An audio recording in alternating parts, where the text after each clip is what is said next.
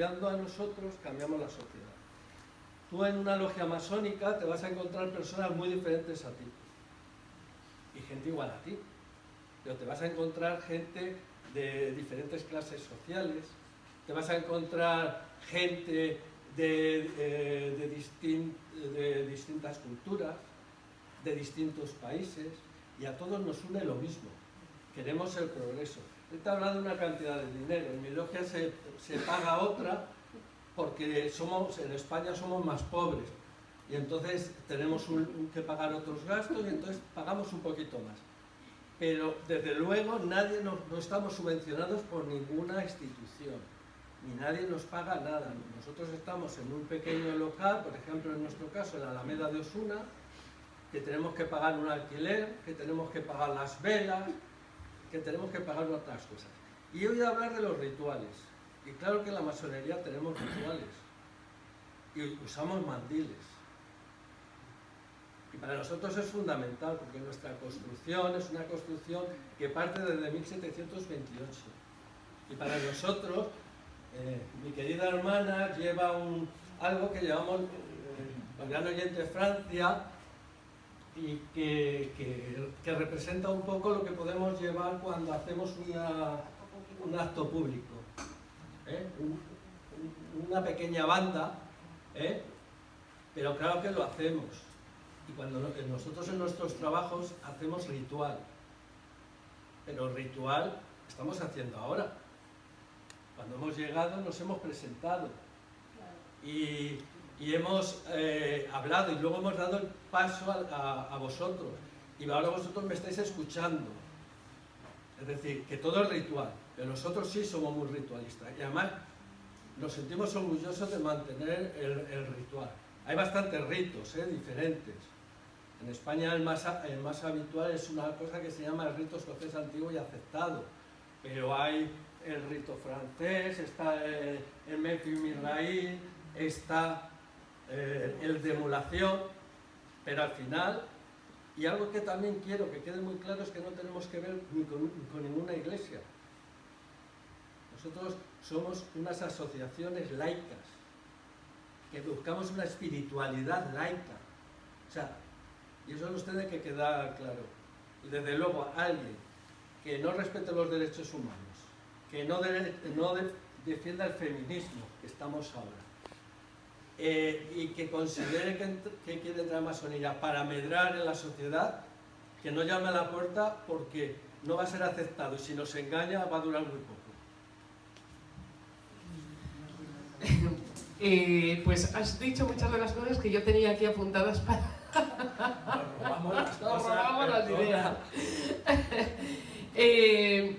Sí, es decir, la masonería realmente, cuando a mí me preguntan qué es la masonería, por qué hay tantas, el simbolismo, la metáfora que con lo que yo más lo asocio es, imaginaos un árbol con muchas ramas. Entonces tenemos un tronco común, ese tronco, lo ha dicho muy bien Manuel, es la laicidad, que cuidado, la laicidad admite todo. Quiero decir, la laicidad en realidad es la separación de las creencias que pertenecen al mundo de las creencias religiosas, al mundo de lo privado y el mundo de lo político, es decir, el mundo, la sociedad civil. Esa es la laicidad, la no injerencia de iglesia alguna sobre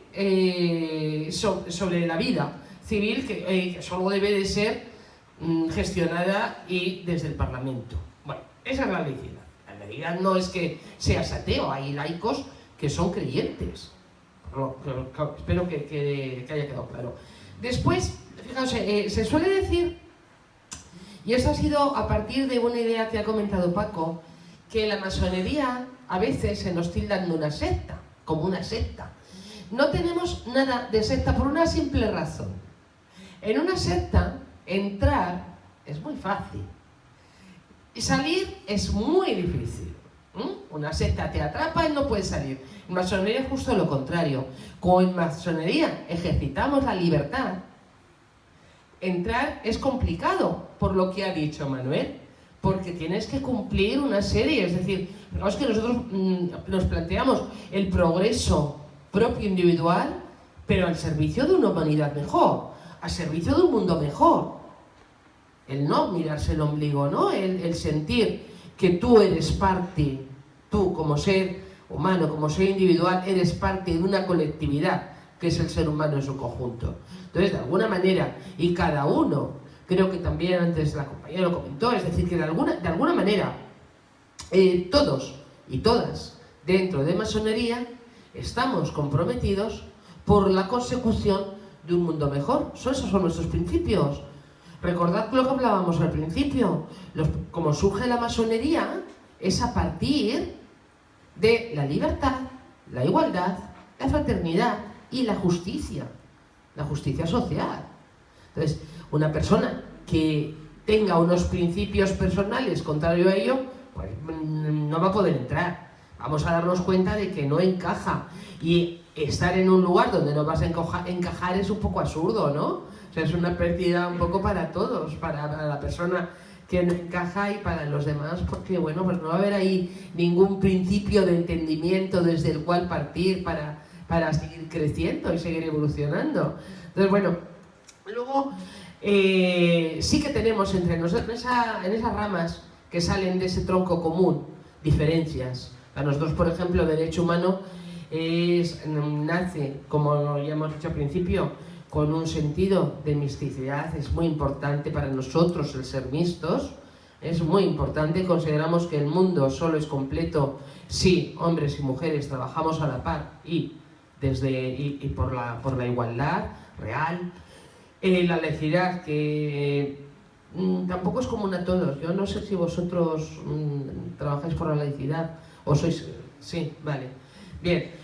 Y nosotros tenemos como particular también el internacionalismo, es decir, nosotros estamos implantados en muchísimos países del mundo y trabajamos por ideas comunes, ¿no? Por llevar una serie de ideas compartidas comunes, generalizarlas universalmente. La internacional para nosotros es muy importante. Y bueno, y luego ya por último los rituales, que efectivamente, Manuel, es que tú lo has dicho. O sea, todo en nuestra vida está lleno de rituales. O sea, es un ritual cuando te lavas las manos antes de comer, el cómo pones un primero o segundo plato, es decir, todo. En las ceremonias ya ni te quiero contar. Las ceremonias, las fiestas, en fin, ¿no? O sea, todo. La vida del ser humano está llena de rituales. Nosotros tenemos nuestros propios rituales como masones y masonas, y además a través de esos rituales también en masonería todo es símbolo, en los rituales también son símbolos y están cargadísimos de significado. Yo creo que eso es la gran maravilla de la masonería, ¿no? Esa capacidad simbólica en la que nos une y en la que cada uno, es decir, la capacidad de conjugar lo que nos une a partir del símbolo y al mismo tiempo la personalización, la interiorización de ese símbolo. O sea, es las dos, lo individual y lo colectivo se unen en el símbolo. Eso es algo, es muy bonito, la verdad es que es muy... Cuando descubres y vas avanzando y vas compartiendo y vas, pues te llena mucho. Bueno. ¿Quiere usted decir? Bueno, quería comentar que clásicamente los masones, el lema nuestro es libertad, igualdad, fraternidad, pero inicialmente esto no fue así. Por ejemplo, el rito escocés antiguo y aceptado, que nace en la ciudad de Charleston, en Carolina del Sur, que tiene 33 grados, cuando se expandió por Europa a través del conde de Glass-Steagall, se fundó en 1801 en Charleston, y en 1804 se fundó el Segundo Supremo Consejo que administraba este rito nuevo, escocés antiguo y aceptado, en Francia. Por eso el Supremo Consejo de Francia es el segundo Supremo Consejo del mundo. Y la incorporación del emblema de libertad, igualdad, fraternidad no se incorporó desde el principio. era el lema de la Revolución Francesa, se incorporó en el convento de Lausana de 1875, cuando hubo una reunión internacional de Supremos Consejos, y allí dejaron a cada Supremo Consejo la libertad de que cada uno adoptase el emblema que considerase más oportuno. El Supremo Consejo de Francia adoptó libertad, igualdad, fraternidad, porque era el lema de la República.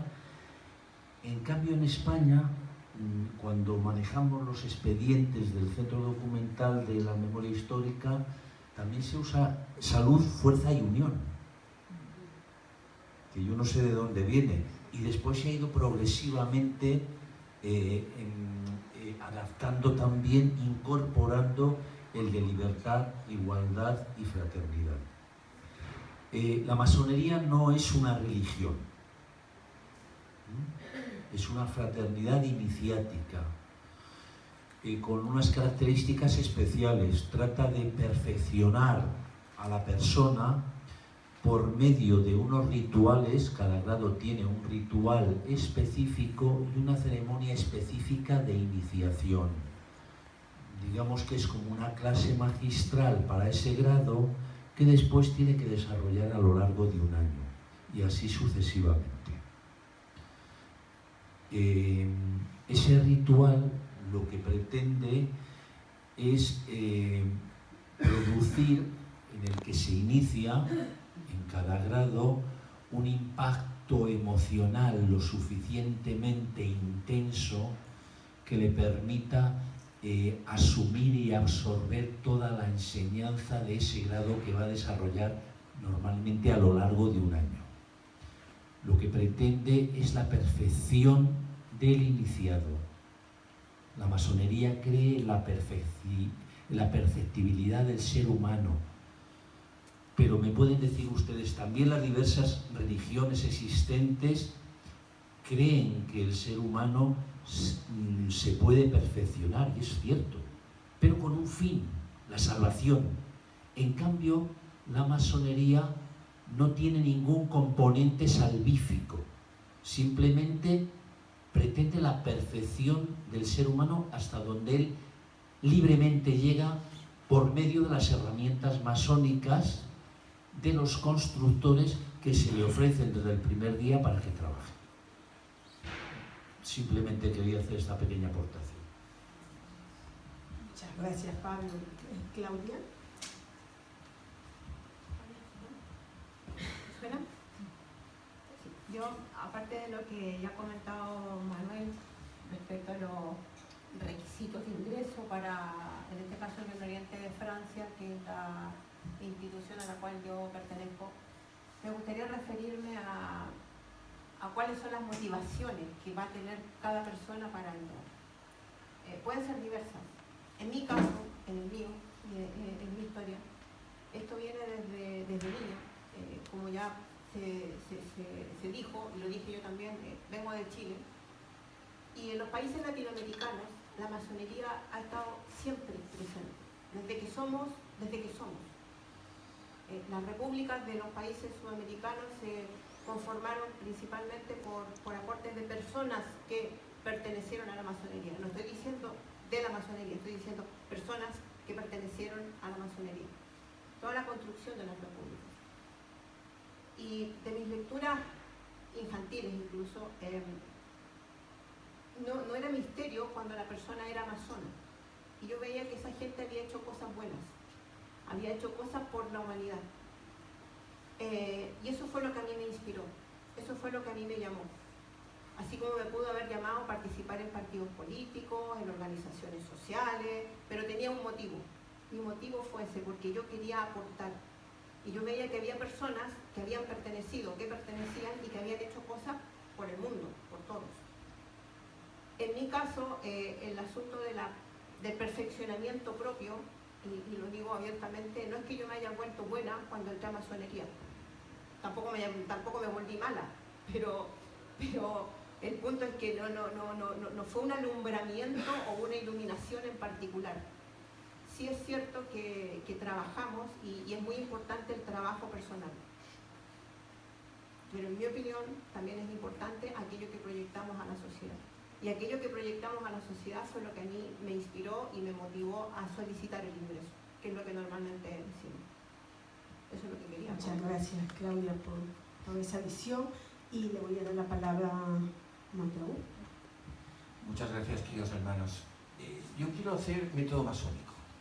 Y es una pregunta, bueno, primero una contestación sobre Bolivia, que algo sé.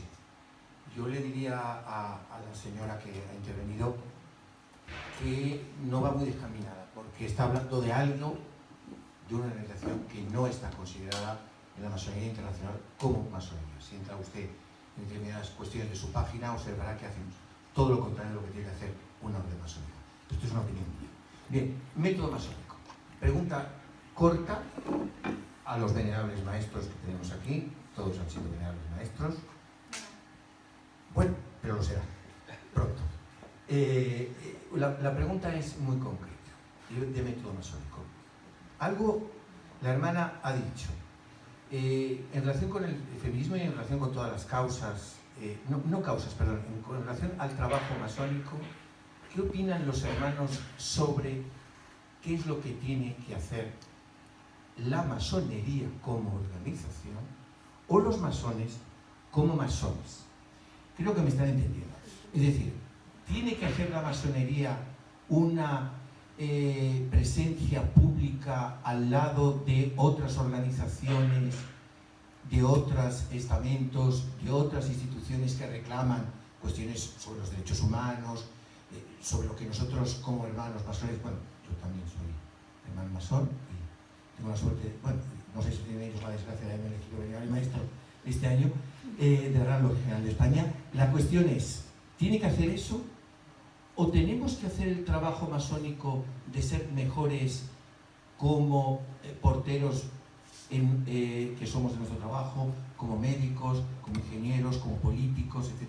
Porque claro, algo ha apuntado la hermana, ha dicho una verdad como un templo, que es la enorme aportación de los libertadores, de los padres de todas, absolutamente de todas las repúblicas latinoamericanas, que todos fueron masones.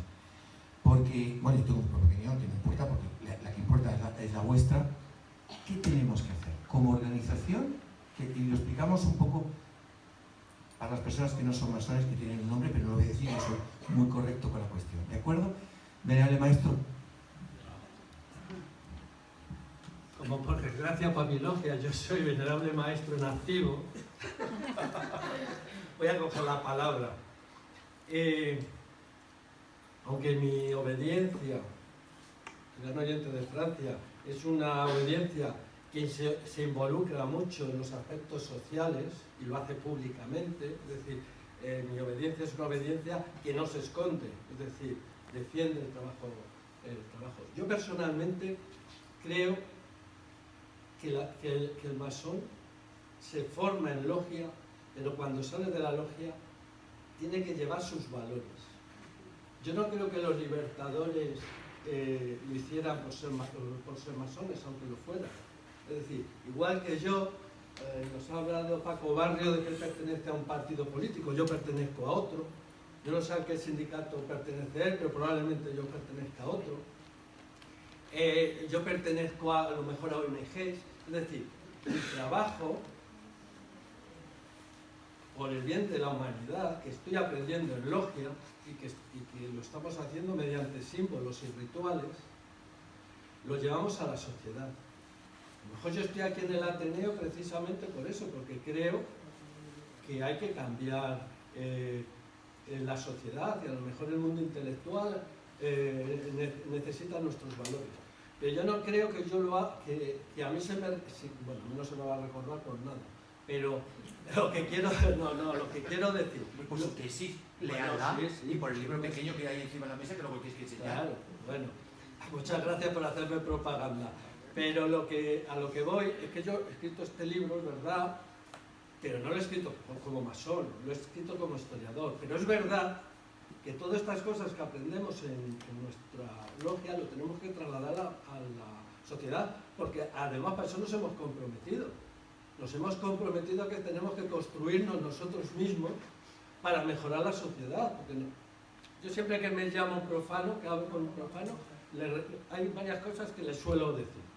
Le suelo decir, si está dispuesto a trabajar para mejorar él, y si está dispuesto a trabajar con gente muy diferente a él. Porque si no, no tiene cabida en masonería. Y yo es verdad que mi entrada a la masonería a mí se me ha enriquecido. Fíjate, Claudia. No. A ti te ha alumbrado, pero quiero decirte, a mí sí que me ayudó mucho. Por ejemplo, yo no hubiera sido capaz de estar aquí hablando en público porque tengo mucho miedo escénico, y además se me nota, tengo mucho miedo escénico. Y probablemente esto de tener que hablar, bueno, no podemos hablar mucho de lo que hacemos en logia, pero esto de que a veces tenemos que hablar y que tenemos que decir lo que pensamos, y exacto. Y lo de los metales y todas estas cosas que nosotros decimos nos ayuda a transportarnos y a llevarnos a que nuestros valores se transmitan a la sociedad. Muy breve, muy breve. ¿Podríamos separar en una mano el inverso de su reverso? ¿Podríamos? Sería algo raro, ¿no? Sí, ¿podemos separar dos cosas que están profundamente unidas? ¿Serían disociadas? ¿Podrían disociarse? Si no pueden disociarse, cuando el ser humano va avanzando en un perfeccionamiento de sí mismo, obviamente sin darse cuenta cuando sale fuera lo está haciendo, porque si no, se tendría un auténtico problema psicológico. Yo soy psicóloga, como sabes, y eso se llama esquizofrenia.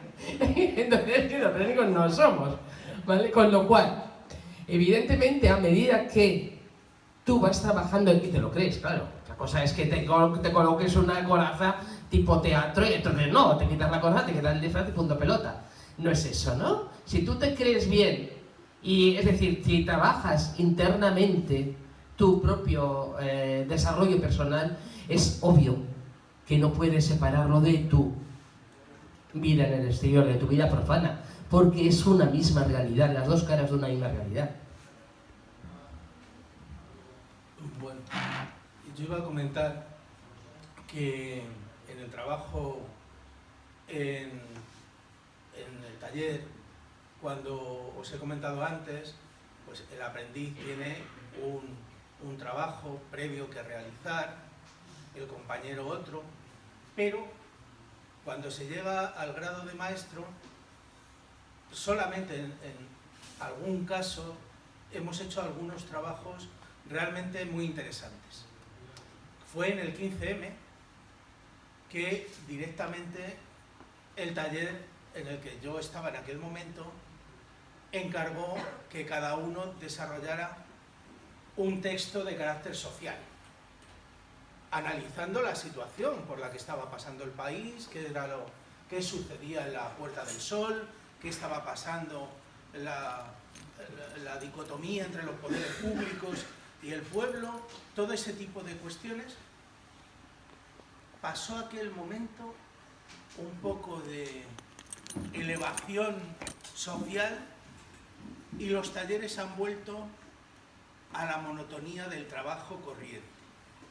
Es decir, la efervescencia de aquel momento duró un poco tiempo en el que estuvimos haciendo análisis social, trabajo más profundo, más comprometido, pero inmediatamente que superamos ese periodo, como todo el país, volvimos a bajar como se dice, el suflé, ¿no? Y bajó el suflé y ya volvemos a hacer un trabajo, por lo menos estoy hablando de nuestro caso, un trabajo más introspectivo, más de conseguir que cada uno de nosotros sea más coherente con su propio compromiso.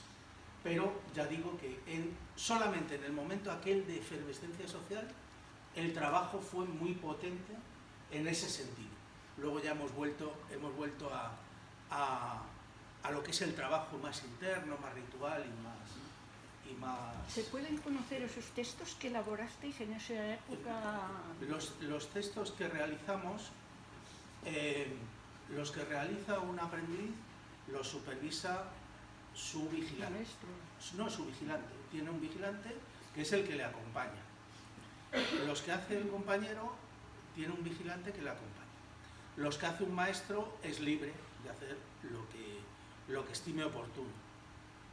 Hay mucho publicado en Internet. Nosotros hay mucho publicado en libros, pequeños libros que van haciendo las obediencias, que van sacando esos trabajos y están en pequeñas bibliotecas especializadas.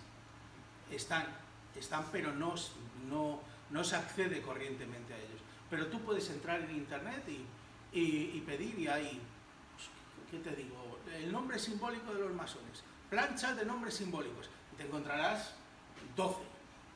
Puedes, de lo que quieras, te encontrarás en Internet. En este momento hay de todo. No quiero decir bueno, quiero decir de todo. Una cosa solo. Y nosotros, por ejemplo, el DH sí que trabajamos. No trabajamos solamente temas de índole simbólica, trabajamos también temas sociales. Entonces, y compartimos tema social, tema simbólico, tema social, tema simbólico. Y sobre el tema social vertemos evidentemente nuestra... Eso es lo que preguntaba. Claro, pero siempre tenemos una vertiente social y además anualmente la trabajamos de manera internacional. Porque ya os he comentado como, bueno, también tenemos un Supremo Consejo que es internacional, donde hay representantes de cada uno de los países y demás, y bueno, trabajamos conjuntamente. Somos consultores en la ONU, también sobre todo este tipo de temas. Bueno, hay otras obediencias que también... Nosotros no somos obediencias, somos orden, pero bueno, eso ya es... no toca ahora. ¿Y qué más? Sí, y por último, no os asustéis por las palabras que utilizamos de obediencia, de no sé qué, porque son palabras que vienen de la Edad Media, ¿eh? O sea, no tienen absolutamente nada que... En fin, que no... A veces cuando empiezas, sobre todo, te llama la atención determinadas palabras, determinadas cosas, pero luego pues no tienen el significado que vulgarmente tienen. Nosotros somos una obediencia regular, es decir, que estamos sometidos a una regla. Como trabajamos el rito escocés antiguo y aceptado, estamos sometidos a dos reglas. La primera regla son las constituciones de Anderson de 1723 y la segunda regla procede del Convento Internacional de Lausana, lo que allí se aprobó en 1875. Entonces, ambas reglas dicen que no podemos hablar en las reuniones, es decir, en las cenidas, ni de política ni de religión. Está estrictamente prohibido para preservar la unidad del taller, porque puede haber hermanos que pertenezcan a distintos partidos distintos o distintos sindicatos, y eso podría generar discrepancias y agravios. Y tampoco se puede hablar de temas religiosos, ni de religión ni de política. Ahora bien, se nos exhorta a todos a que cuando se terminen los trabajos, cada uno libremente participe en la sociedad. Si pertenece a algún partido, pues defendiendo las ideas de ese partido con los principios de la masonería. Si participa en un sindicato, lo mismo, y si participa en entidades culturales, lo mismo. La masonería regular, tanto la anglosajona como la de la Gran Logia de Francia, tienen estrictamente prohibido hablar de política o religión. Estas dos corrientes se diferencian fundamentalmente en la orientación teísta o deísta que dan a los trabajos. Esa es la diferencia fundamental y la discrepancia fundamental que existe entre la masonería regular a nivel universal, la anglosajona teísta y la francesa de la Gran Logia de Francia y Supremo Consejo de Francia, que es deísta. Pero hacemos un gran ejercicio de convivencia con hermanos que tienen otras opiniones y lo hacemos en un marco donde la discrepancia no puede ser tomado como agravio, porque estamos en un ambiente fraternal. Bueno, sobre todo para que nos quede claro a todos, estos principios que él ha llamado regulares, lo mantenemos todas las obediencias. Nosotros, todas las obediencias que estamos aquí representadas, y yo creo que todas las del mundo, tienen prohibido hablar de religión y de política en sus trabajos. Y también todas nos consideramos regulares, porque seguimos las mismas reglas. Lo que nos diferencia claramente es que las que podríamos llamar adogmáticas, me voy a atrever a hablar por todas, me voy a atrever, si digo algo que no es correcto, lo que llamamos adogmáticas, tenemos dos diferencias claras. El tema de la laicidad, es decir, nosotros consideramos que el tema religioso, el tema de la creencia en un Dios, es algo personal de la persona y de su ámbito personal, y entonces consideramos que cualquier persona, hombre y mujer, crean o no, pueden entrar en masonería. Y el otro tema, que lo acabo de nombrar, lo incluido, es que nosotros consideramos que la mujer y el hombre tienen el mismo derecho a entrar en masonería, porque consideramos que la mujer actualmente es tan libre y de tan buenas costumbres como el hombre. Entonces quiero decirte que el Gran Oriente de Francia es una obediencia regular, la Gran Logia Simbólica es una obediencia regular y la Federación de Derechos Humanos es una orden regular, para hablar con propiedad. Bueno, muchas gracias. Ahora voy a invitar a Nora, que nos ha pedido, y esta invitada que quiere recitar una poesía, regalarnos una poesía. Nora, ¿quiere usted?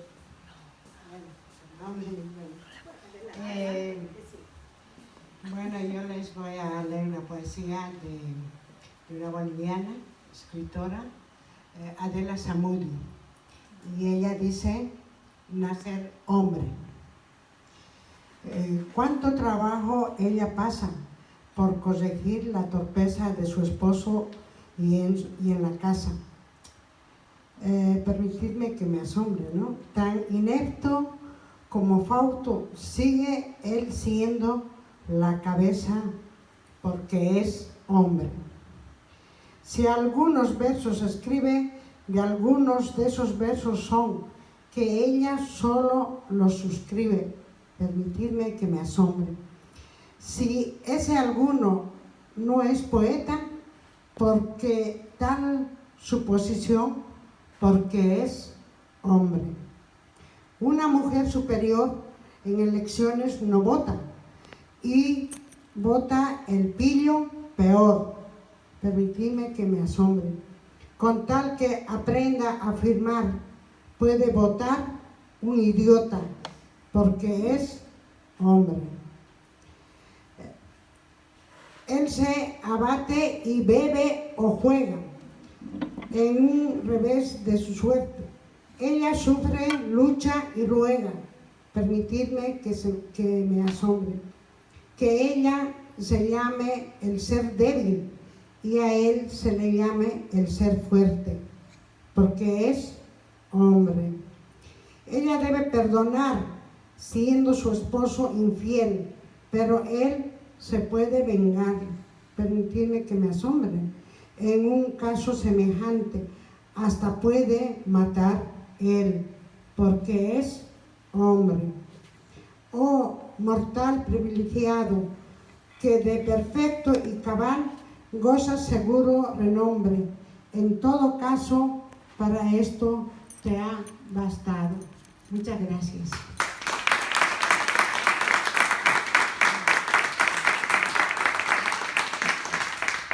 Muchas gracias. ¿Quiere alguien, de repente me estoy olvidando, alguien quiere hablar para cerrar el... Muy bien, un momentito, por favor.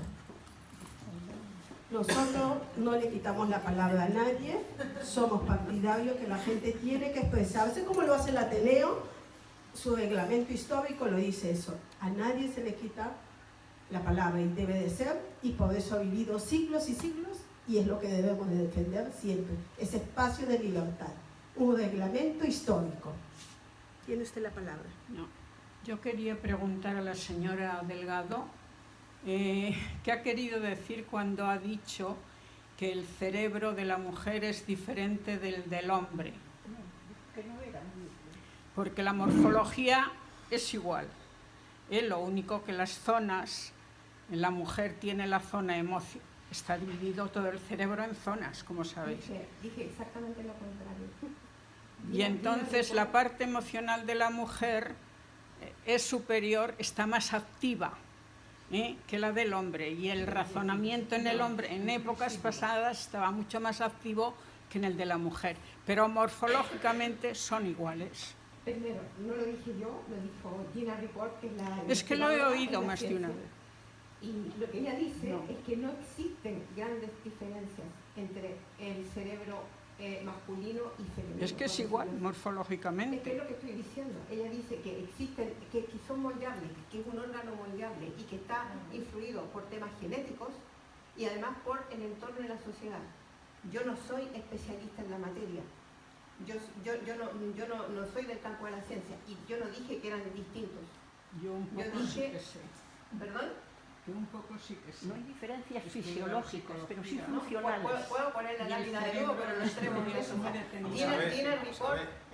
hasta aquí, vamos a ver. Francisco, ella ha hecho Francisco, una Que no había muchas Ya diferencias. está, ya está. Es que me molesta, ha salido en más de una ocasión, y a mí me molesta que digan que el cerebro de la mujer es diferente del hombre. Yo no me puedo Son hacer cargo de iguales. eso, no me puedo hacer cargo de eso porque yo La lo educación, las formas ha hecho que el hombre, pues no se involucre tanto en las emociones.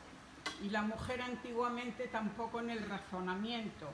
Entonces, esa parte es más activa, ha sido más activa el razonamiento en el hombre que en la mujer. Y las emociones en la mujer han sido superior en más cantidad que las del hombre.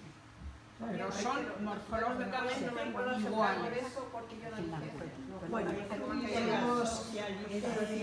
tenemos opiniones y las opiniones pues, son opiniones. Me ha pedido la palabra. Te agradecería mucho que sea una pregunta. No, es referente a lo que se acaba de decir. No, es referente a lo que se acaba de decir. Bueno, es que creo que partiendo de una base que sean biológicamente prácticamente iguales, yo creo que tenemos que salir ya de ese discurso. Las diferencias, y además en esta mesa se ha dicho, también son importantes y son bonitas. Y yo creo que no es una cuestión de pelear si la mujer es mejor o el hombre es peor. Además, el cerebro es un músculo elástico, como bien has dicho, que se educa. Entonces, eso es algo muy personal también. Una cosa es la estructura física inicial y otra cosa es lo que haces con él. Y en eso somos personas todos. Y yo creo que tenemos que salir del discurso, yo soy mujer y me encanta ser mujer. Y en unas cosas seré mejor que el hombre y en otras cosas seré peor. Pero creo que el discurso de la igualdad no está ahí. No está ahí. Cosas que sí. Bien, muchas gracias. ¿Alguna otra opinión? O sea, vamos. Bueno.